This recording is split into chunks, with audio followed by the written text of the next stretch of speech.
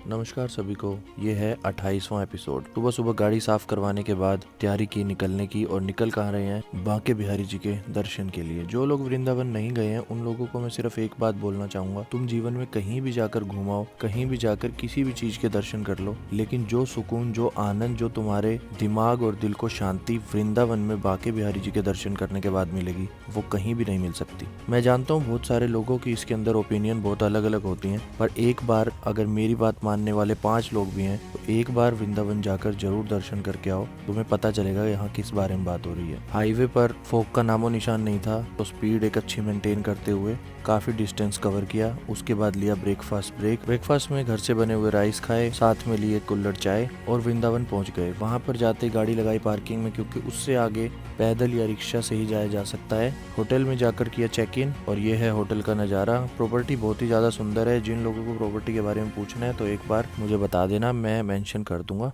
इस प्रॉपर्टी की खास बात यह है कि यहाँ का जिम बहुत अच्छा है। वहाँ जाकर हमने किया थोड़ा सा वेट, क्योंकि पिछले गेस्ट्स का चेकआउट होना अभी बाकी था, और उसके बाद हमने रूम में करा चेक इन करने के बाद एक कप चाय पिया, और उसके बाद निकल गए नहा धोकर दर्शन करने के लिए। हालांकि ये साल का आखिरी टाइम चल रहा है, लेकिन यहाँ पर 12 महीने उतनी ही भीड़ रहती है भक्तों की जितनी किसी भी दिन रहती होगी।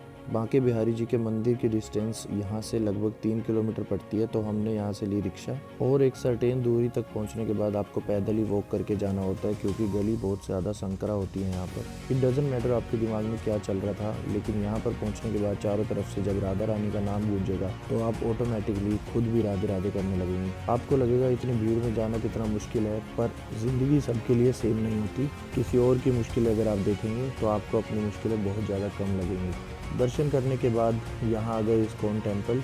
यहाँ थोड़ा सत्संग अटेंड किया। उसके बाद समय हो गया था प्रेम मंदिर जाने का। यहाँ पर शाम को ज़्यादा भीड़ इसलिए भी होती है क्योंकि यहाँ पर एक लाइट शो किया जाता है। प्रेम मंदिर की खास बात यह है कि यहाँ पर कितनी भीड़ हो जाए आपको लगेगा नहीं अंदर आने के बाद, क्योंकि प्रांगण बहुत ज़्यादा बड़ा है। प्रेम मंदिर के दर्शन के बाद समय हो गया था खाना खाने का। एक नॉर्मल ब्रज थाली खाने के बाद हमने लिया ये गर्मा गर्म दूध, और अब समय था थोड़ी देर आराम करने का। उठने के बाद जिम जाना था तो थोड़ी ब्लैक कॉफ़ी ली, और होटल के जिम में जाकर अपना चेस्ट वर्कआउट कंप्लीट किया। यहाँ का जिम काफ़ी छोटा था, पर जैसे तैसे हमने अपना पंप चेज कर ही लिया। दिन यहीं पर ख़त्म। अगले दिन सुबह उठकर निकल गए दिल्ली के लिए। मिलते हैं अगले व्लॉग में। Thank you so much for watching. Radhe Radhe.